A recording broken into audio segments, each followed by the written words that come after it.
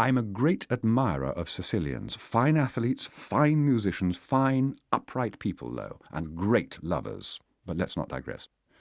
Only the other day we read in the newspapers some bunkum about a middle-aged morals offender who pleaded guilty to the violation of the Mann Act and to transporting a 9-year-old girl across state lines for immoral purposes, whatever these are. Dolores, darling, you are not 9 but almost 13. And I would not advise you to consider yourself my cross-country slave, and I deplore the Mann Act as lending itself to a dreadful pun, the revenge that the gods of semantics take against tight-zippered Philistines. I am your father, and I am speaking English, and I love you.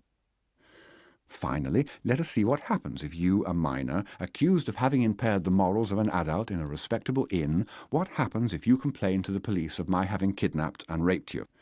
Let us suppose they believe you. A minor female, who allows a person over 21 to know her carnally, involves her victim into statutory rape or second-degree sodomy, depending on the technique, and the maximum penalty is 10 years. So I go to jail. Okay, I go to jail. But what happens to you, my orphan? Well, you are luckier.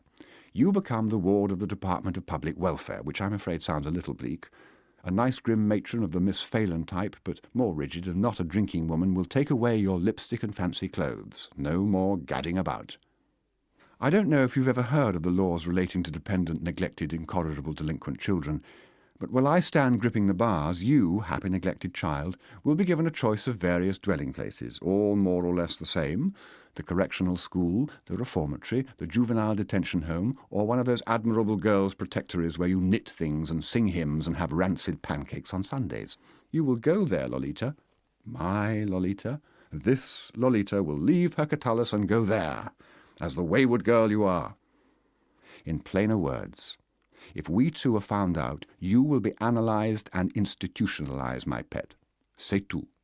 You will dwell, my Lolita will dwell, come here, my brown flower, with 39 other dopes in a dirty dormitory, no, allow me, please, under the supervision of hideous matrons.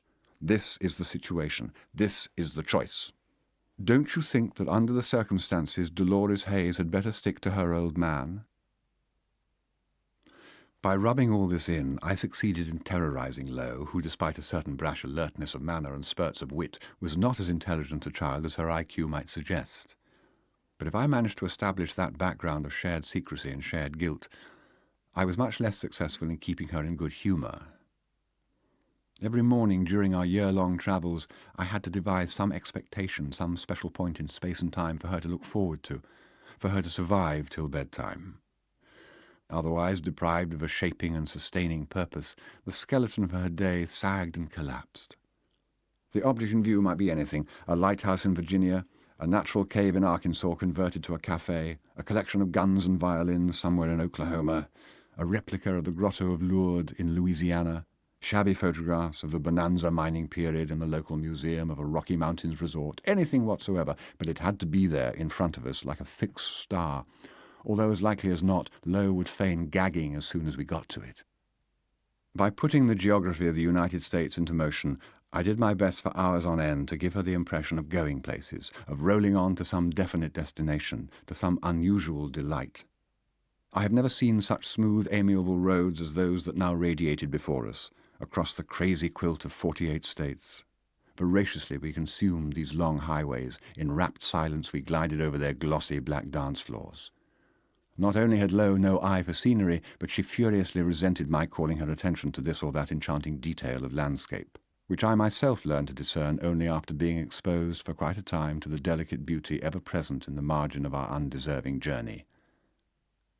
By a paradox of pictorial thought, the average lowland North American countryside had at first seemed to me something I accepted with a shock of amused recognition because of those painted oilcloths which were imported from America in the old days to be hung above washstands in Central European nurseries, and which fascinated a drowsy child at bedtime with the rustic green views they depicted: opaque curly trees, a barn, cattle, a brook, the dull white of vague orchards in bloom, and perhaps a stone fence or hills of greenish gouache.